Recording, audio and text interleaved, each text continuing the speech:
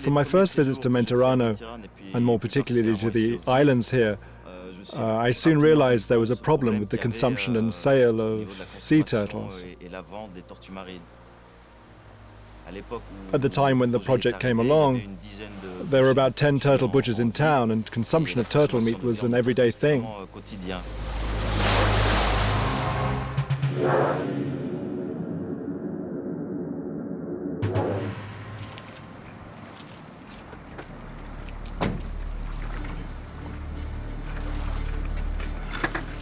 It's 5 a.m.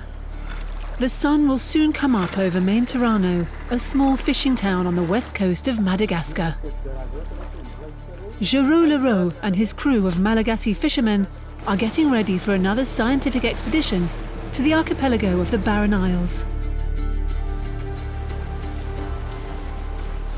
Since 2006, Géraud, supported by his wife Lola, has been carrying out a program of research and conservation on sea turtles and also on the Vezo people, to whom he's particularly attached.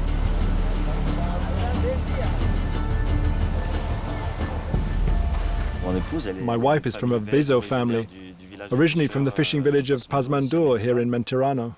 Vezo etymologically means the people who row. So that says it all. Even the name of the ethnic group talks about their fishing-related activity. The Barren Isles archipelago is made up of about 10 small islands off the coast of Madagascar. Between March and December, the Vezo people, one of the last semi-nomadic coastal populations, settle for several months on these islands, where there's neither drinking water or electricity. As part of his research project, Géraud is going to the island of Nosimantal to join these fishing families. After 3 hours on a rough sea, Géraud and his crew finally arrive on the island.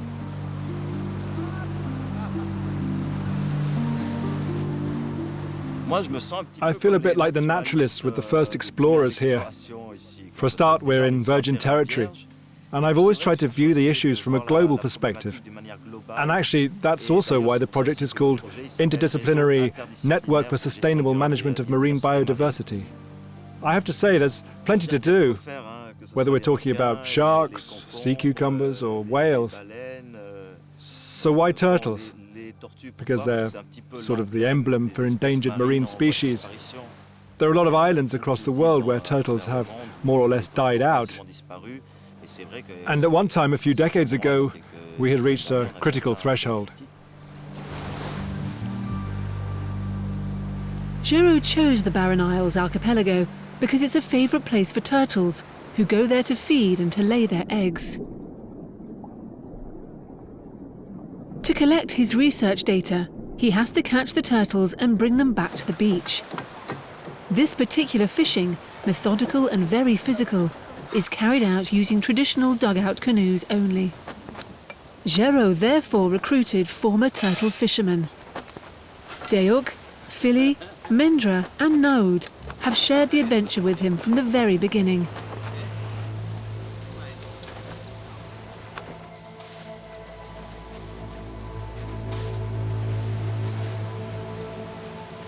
Naud has been visiting the Barren Isles since the 1960s.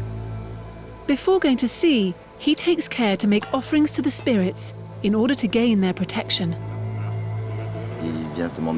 He comes to ask for the mercy of the island spirits, so that the fishing is good, the weather is clement, and there are no accidents.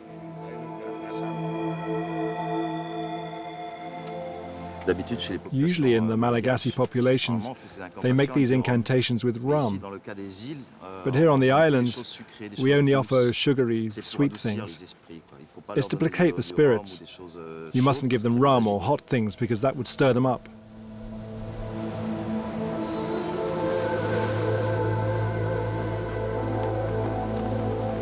Once the camp is set up, the crew is ready to go back out to sea.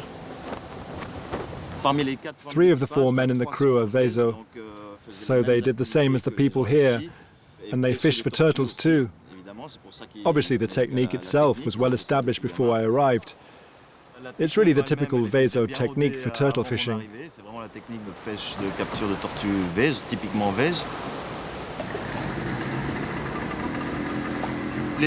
The captures depend on the island we go to. Nosimantal, where we are, is usually the place where we catch the most turtles. The green turtle, one of the 5 species of turtle which visit the Barren Isles archipelago, suffers from fibropapillomas, a virus which can be fatal. One of the aims of the captures is to check on the health of the turtle populations in the area. We catch them at high tide when the turtles come to feed on the reefs surrounding the islands. The first task is observation, because we have to spot the turtles. You've seen sailors watching the sea trying to spot turtles. Then we spread the net outside of the reef, but always in water that's 3 to 5 meters deep at the most. We make a noise by hitting the canoe when we're on the inside of the reef, so towards the island. But then the turtles will get scared and leave the reef, and they get caught in the net.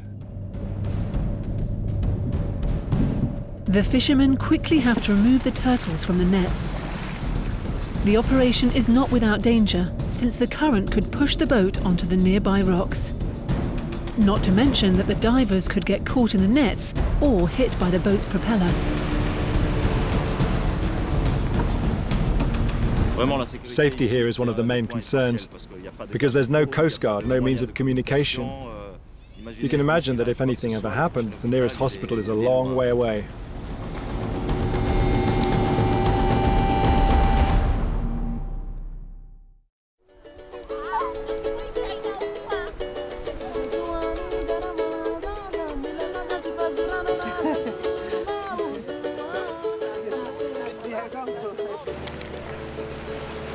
After 3 hours of fishing on the edge of the coral reef, the fishermen come in just before nightfall.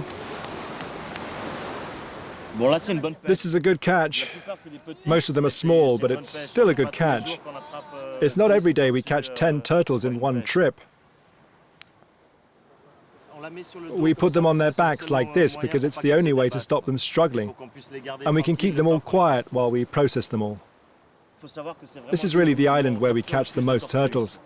Strangely, it's an island where the turtles don't lay eggs.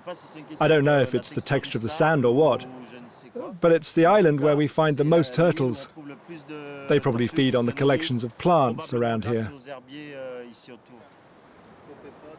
Among these turtles they've caught today, several of them have fibropapillomas. Audrey Campillo joined Géraud Leroux's team in 2008.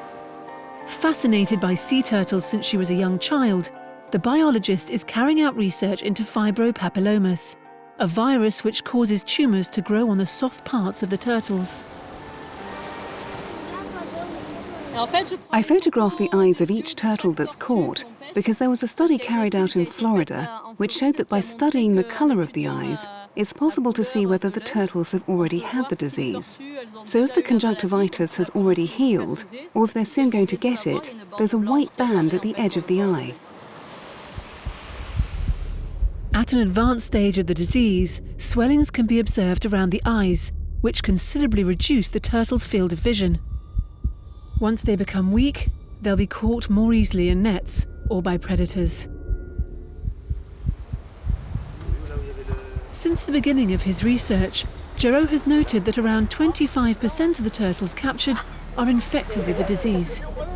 Some of the first captures made in Géraud's study showed that in certain turtles the disease had disappeared. They were caught in the beginning with tumours and later they disappeared. On the other hand, other turtles which were without disease were caught again after 6 months with an advanced stage of fibropapillomas. So in some turtles the disease regresses, but in others it advances quickly, and that's worrying. Fibropapillomas are caused by a virus. It appeared in Hawaii and Florida in the 1940s.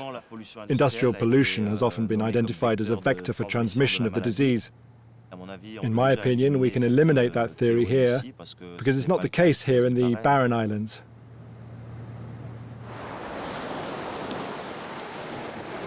I'm measuring the straight length, actually the average straight length, as I'm measuring between the supracaudals. The team hurries, as the turtles must be returned to the sea as quickly as possible. The data collected since the beginning of the project is used not only to assess the number of turtles with disease, but also to determine whether they're limited to a particular geographic area. Even though turtles do have a respiratory system that's adapted to life on land, they spend the majority of their time in the water. The green turtle, for example, can hold its breath for 3 hours. Generally, we release them one at a time. As soon as one's ready, we let it go. Turtles have an extraordinary sense of direction. Researchers believe that they could be sensitive to the Earth's magnetic field, which they use to return to lay their eggs at the exact spot where they were born.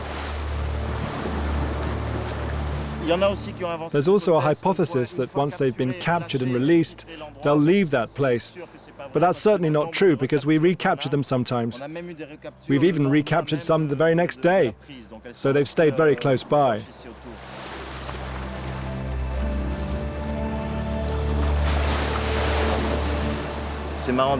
It's funny sometimes to watch the reaction of the fishermen who watch us bring the turtles out and then put them back in the water.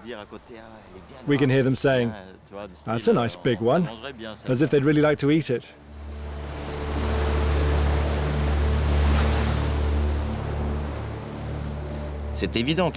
Clearly, the turtle populations here are declining.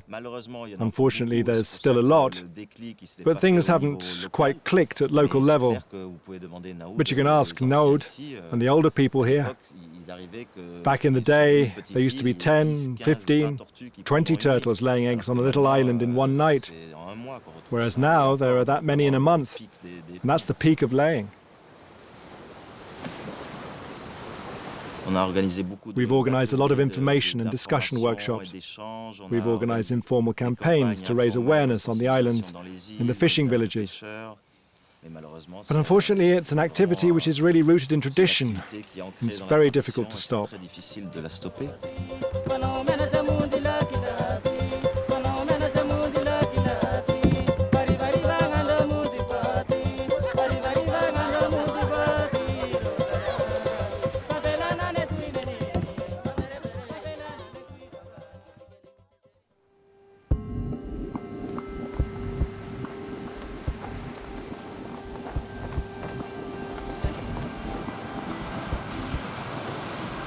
Okay, isn't the sun out yet?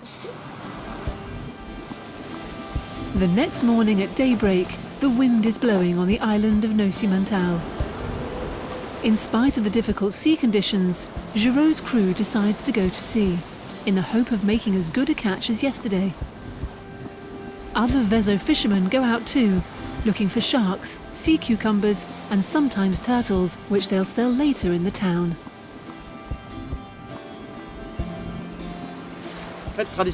Traditionally, the Vezo people weren't allowed to sell turtles.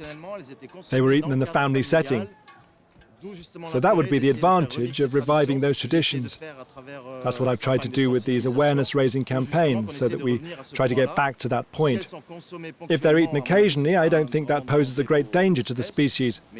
But if they're sold, that's where the problem lies. Turtle fishing is relatively profitable. That's why, unfortunately, it's hard to eliminate and to manage.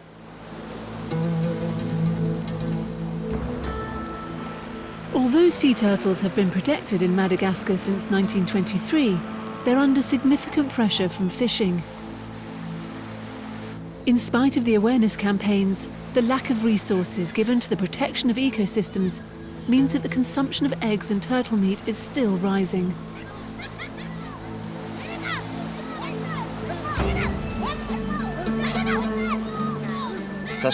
Given that with natural predation only one individual in 1,000 reaches sexual maturity, you can imagine the additional damage caused by human intervention in the evolution of the population.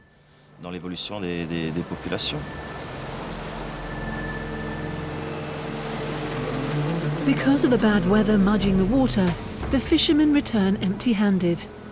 So far, the catch has been poor, with only 10 turtles captured. There's only one day left to complete their task. Time is short for Géraud and his crew.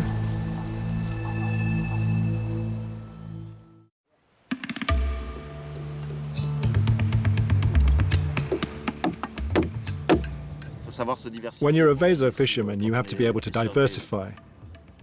When the sea's rough, like today, you go and fish on the reef flat. When the water's clear, you dive with a snorkel for sea cucumbers.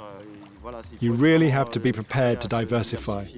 At least the good sailors do.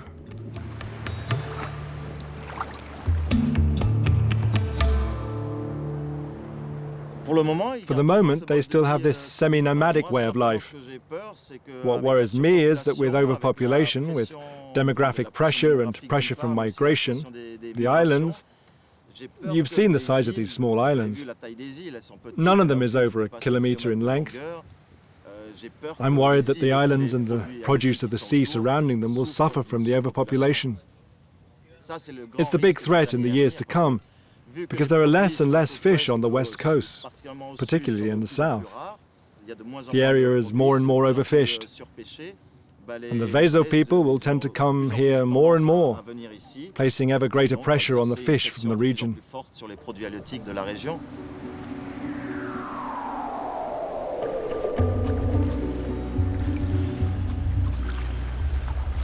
Audrey's taking advantage of the low tide to collect seaweed samples, which she hopes will help her understand the origin of the virus affecting the green turtles. In some parts of the world, particularly Hawaii and Australia, they've shown a connection between the presence of turtles suffering from fibropapillomas and certain microorganisms present on phanerogams or on certain seaweed. That's why I'm taking these samples, to try to see if we find these toxic seaweeds here or not. My aim is to discover why this disease has appeared in the Barren Isles, when generally in other parts of the world it appears in polluted areas where there's overpopulation or a stress for the turtles. This is a good area for research because Géraud has shown that there are some islands close to the coast where the disease is present and some a bit further out where there's no disease at all. But in the long term, if we can show why the disease is present here in terms of the causes of the disease, then we can try to find solutions to stop the disease and offer them elsewhere in the world.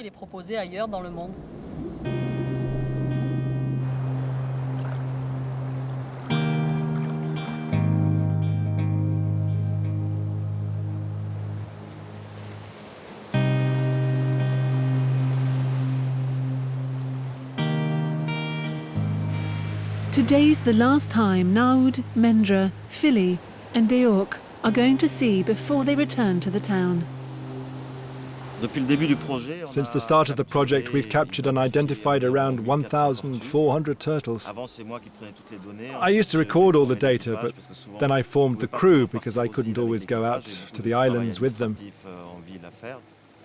I had a lot of admin work to do in town, and now they're completely autonomous at recording all the data. In the first 2 years, we also took DNA samples, which we then sent to IFREMA, where they looked at the origin of the sea turtle populations present here. And in fact, the Barren Islands populations here form a buffer zone between the populations in the Atlantic Ocean and those in the Indian Ocean. Even though sea turtles are protected by law, Géraud is aware of the threats facing them. However, since the start of his project, he has noticed changes in the behaviour of the Vezo fishermen. Although turtles and their eggs are occasionally consumed on the islands, it's now more and more rare for them to be sold in Maintirano.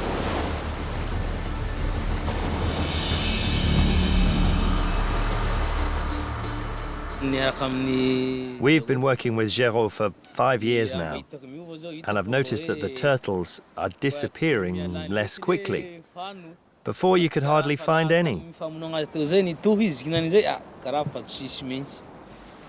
People ate a lot of them too. Today, people are eating fewer. I think it's a positive thing that the numbers are growing. 21 and a half. Let me be clear. My aim isn't only to save a species, the turtles. I want to give the Vezo people the means to be able to maintain their traditions, to maintain their customs, their fishing techniques, etc., in the long term. Ideally, if the Vezo children can fish for turtles for around 100 years, so much the better. I feel I'm being useful in the sense that I hope to give them another perspective, another vision of the resources of the sea, to show them that you have to take care or the resources can run out. That's what's happened in many other places, and no one wants it to happen here.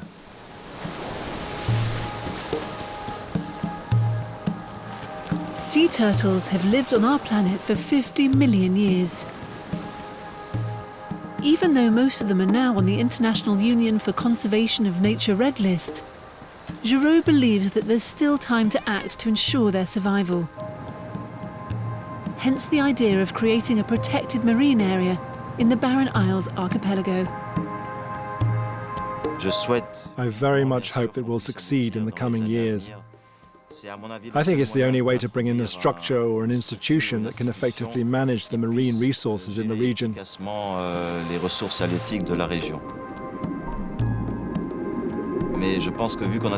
But I think that as we have a lot of elements already and we have plenty of arguments to set up this protected marine area, I have high hopes.